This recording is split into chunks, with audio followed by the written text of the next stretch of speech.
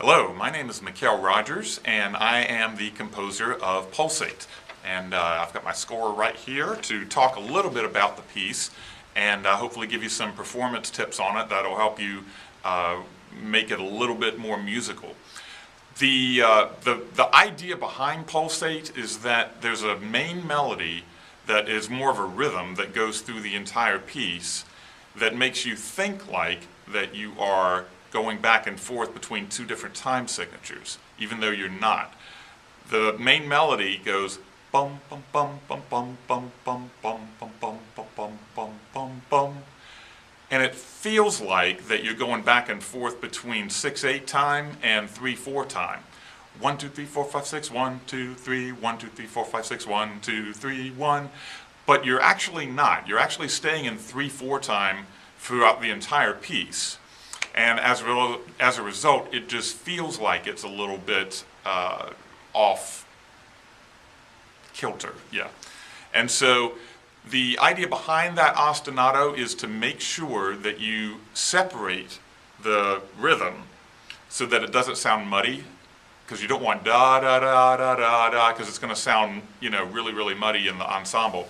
So you want to make sure you bum bum bum bum bum bum bum bum separate that, and that will help.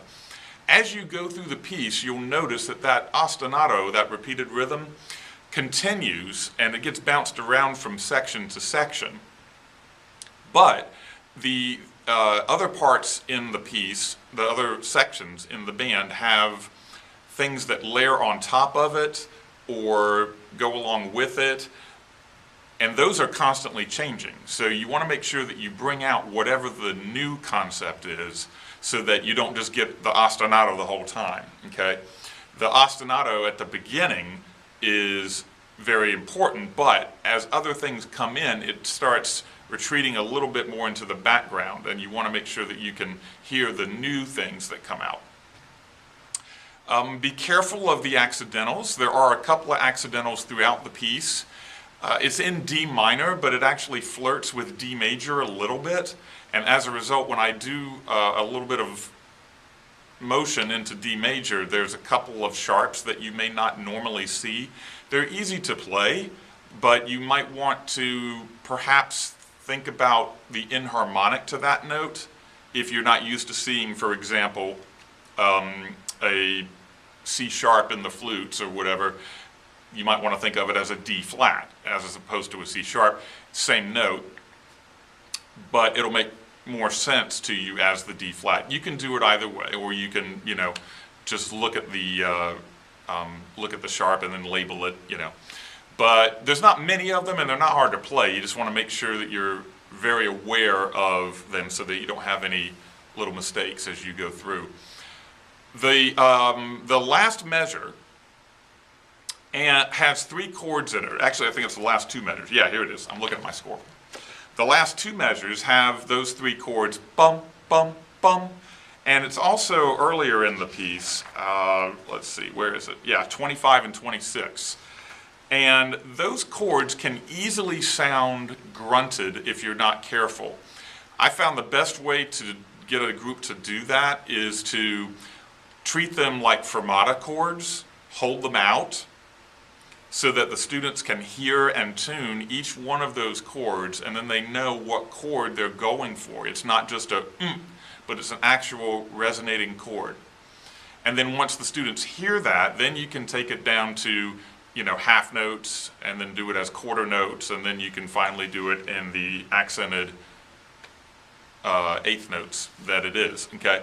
So bum, bum, bum, so that you hear chord, chord, chord, as opposed to okay? So that'll help you a little bit with that. There's also 1 or 2 other places where you need to make sure that the dynamics don't get out of control. There's places where you crescendo from mezzo piano to mezzo forte, and like, for example, in the middle of the piece where we've got these long notes, these long chords, that kind of swell. I think it's a B flat chord, then a C chord, then a D chord. And what it is just a little bit of a swell between mezzo piano and mezzo forte. So don't overdo that. Okay, there are forte parts in here, but save them so that the forte parts can be a lot more impactful.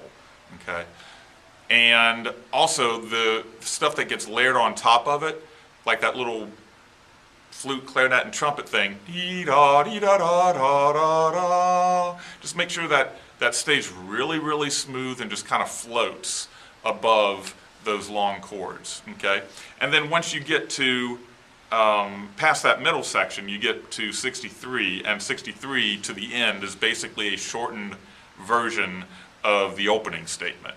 Okay, so you would treat that the same stylistically as you would the opening part. So I hope that helps a little bit. If you want to listen to a recording of Pulsate or any other piece that I've got composed, you can go to my website, which is mekelrogers.com, and just click on the piece and you can hear recordings of all my works for FJH. And I wish you the best of luck in the performance of Pulsate. Thank you.